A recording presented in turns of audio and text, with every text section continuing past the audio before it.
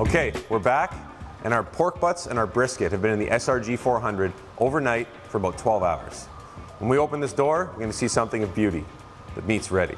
Let's rip into some butts.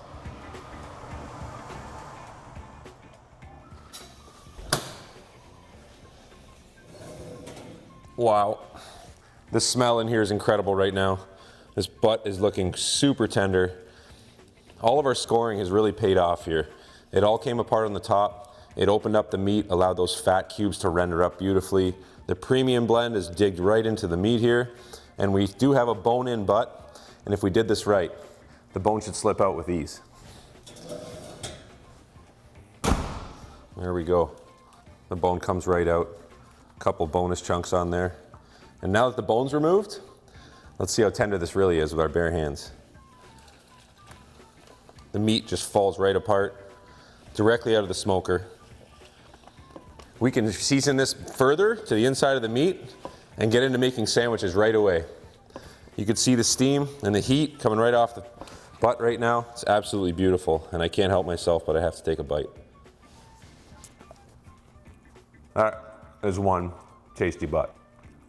Okay, I'm gonna put a new set of gloves on and go get some briskets in the smoker. Here we go. Here it is, the holy grail of barbecue.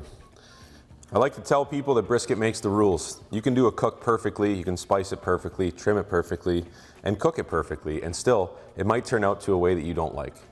Today seems to be a day when the brisket gods were on our side. This is showing to be really tender, right out of the smoker. This brisket was not wrapped, it was cooked start to finish in the SRG 400 with just salt and pepper, and it's looking absolutely beautiful. So, I love to rest a brisket for at least an hour or two at about room temperature and then put it into a holding cabinet around 140 degrees before slicing into it. So with that in mind about the resting, we're gonna use some movie magic and fast forward to this being already rested. Okay, I'm gonna walk everyone through my version of how to cut a brisket up after it's been cooked, rested, and it's on your board.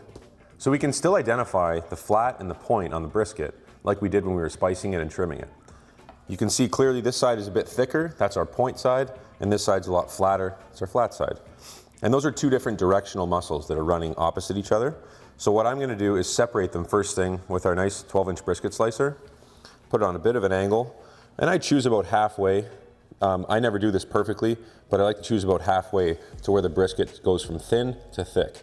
And we'll do that now.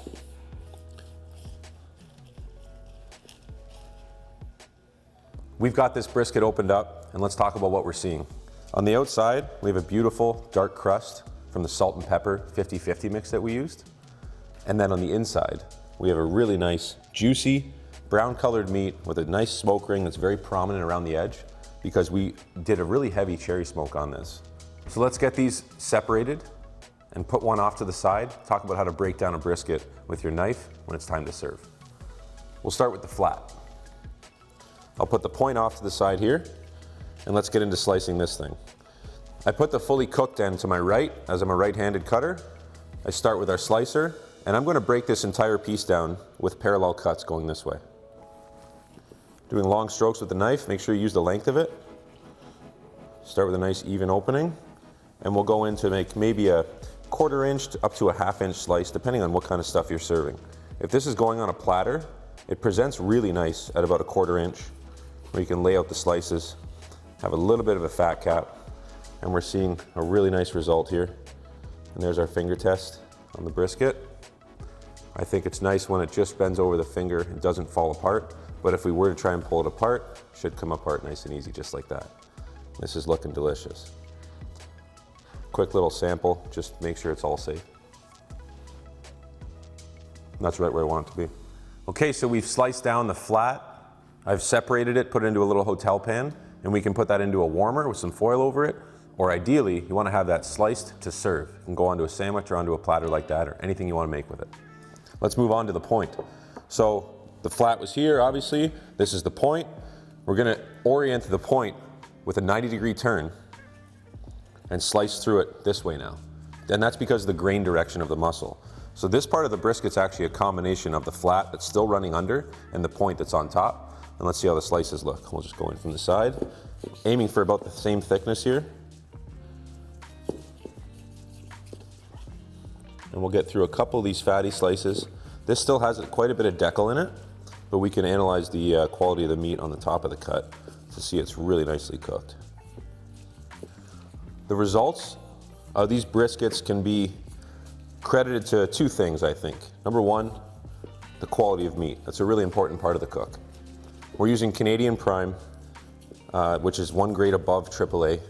It's a beef brisket, obviously, and it's cooked inside of the Southern Pride smoker, and I think that's a big part of why the results are so good. We had almost zero input once this went in, with good spices on it and some good wood. During the cook, the gasket system and the cabinet integrity is so high that it maintains a high level of moisture inside the cabinet, so we can produce results like this. Really tender beef that just comes apart just by pulling at it like that. That's a great result. So we'll slice this down, get into a different hotel pan, and go into warming. And that takes us through how to cook a brisket and pork butts on the Southern Pride smokers. Today we did it in the SRG 400, but we'll also show you how to do it in the SPK 500.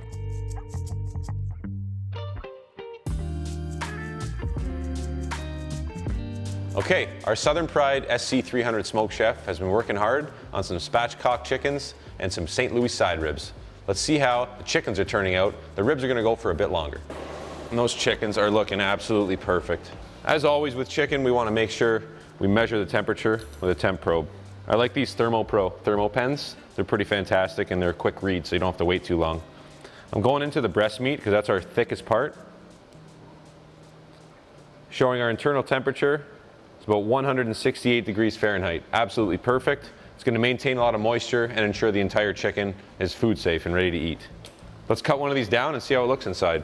I like to separate the dark and the white meat first. So we'll just go above the thigh on both sides. And these things are already juicing all over the board. They're looking pretty fantastic. And then I'll split the breasts up down the middle, just like that.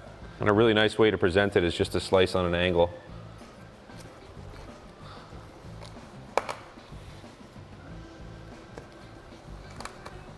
Let's have a look at this chicken.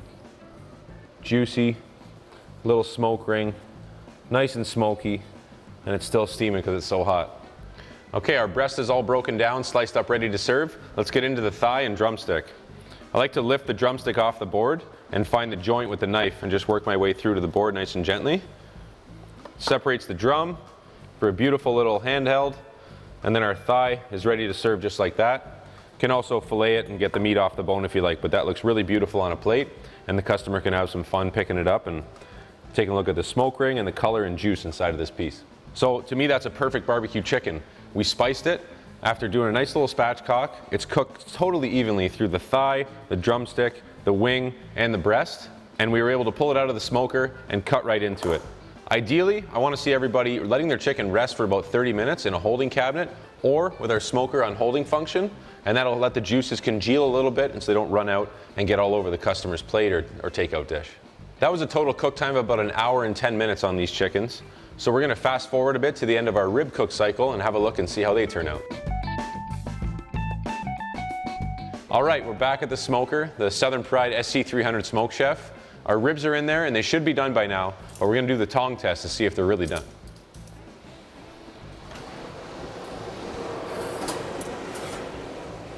Wow, I think they're done. They look perfect. Best way to tell if they're done is to put one on your board, grab a pair of tongs, lift up half of the rack, and if it starts to break open just like that, these ribs are done. Let's cut into them, see how it looks. All I'm doing with the knife is I'm gonna follow the meat between the bones. The bones can be our guide. These are looking absolutely awesome right now. All right, let's see what we have. That is a very pretty smoke ring. We've got some really tender meat. They should be just under fall off the bone. Let's go in for a bite and see how it looks. Wow, that's deadly. The premium blend really just melts into the meat. Makes a beautiful caramel color. And our cook is such that we leave a nice little bite in there. It's not completely jumping off the bones, but if we want to, it's tender enough to do so. That to me is a perfect St. Louis side rib. That's been our cook on the St. Louis side ribs and spatchcock chickens in the Southern Pride SC 300 Smoke Chef. For more videos like this, check out our YouTube channel, where we also have tech support videos. You can also find us on Facebook, Instagram, and our website.